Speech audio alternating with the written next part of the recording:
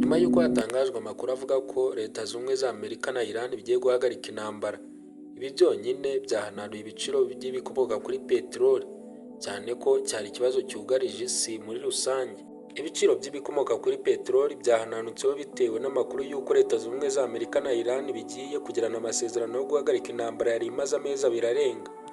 Akagunguru k'ibikomoka kuri peteroli kadatunganyije kageze ku madolari 97, kavuye ku madolari 108 kariho kuri uyu munsi. Ni ibiciro byakomeje guhindagurika muri iyi minsi y'intambara. Amerika na Isiraheli bikimara kugaba ibitero kuri Iran ku wa 28 Gashyantare 2026. Mu minsi mike yakurikiye, Iran nayo yahise yihorera mu buryo butandukanye, burimo no gufunga umuyoboro wa Hormuz unyuzwamo 20% by'ibikomoka kuri peteroli bikoreshwa mu isi hose.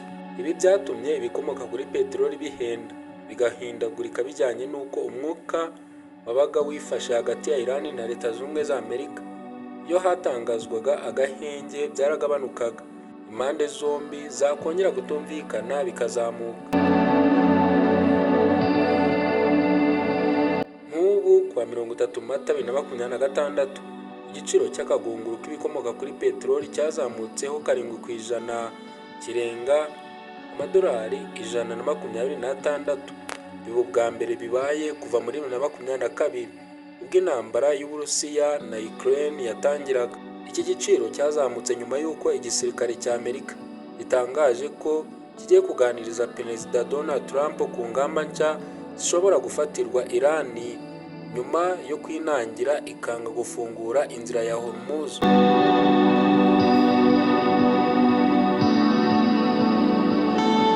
Kumanuka kw'ibi biciro bije nyuma y'uko hagiye hanze amakuru y'uko Amerika ishaka guhagarika intambara. Itangazamakuru ryanditse ko Amerika yateguye umushinga ukubiye mu nyandiko y'ipaji imwe, ndetse Amerika ishaka no kuganira na Iran ku bijyanye no gukora intwaro kirimbuzi. Nyuma umuvugizi wa Minisiteri y'Ububanyi n'Amahanga wa Iran nawe yemeje ko umushinga wa Amerika wo guhagarika intambara bagiye kuwigaho. Icyakora Perezida Donald Trump yatangaje ko Iran nizarira Amerika izayirasaho ku buryo buruta ubuheruka.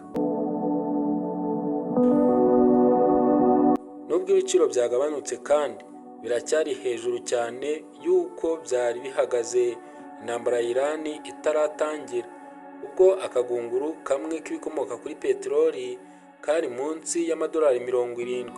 Amasezerano byitezwe ko azashyirwaho umukono arimo kugaragaza ko intambara yahagaritswe no gutangira iminsi 30 yo kuganira ku gufungura Hormuz, kugabanya gahunda y'intwaro za kirimbuzi ya Iran no kuba Amerika yakuraho ibihano yafatiye Iran. Amerika yiteze igisubizo cya Iran ku ngingo zitandukanye bitarenze mu masaha 48 yonyine.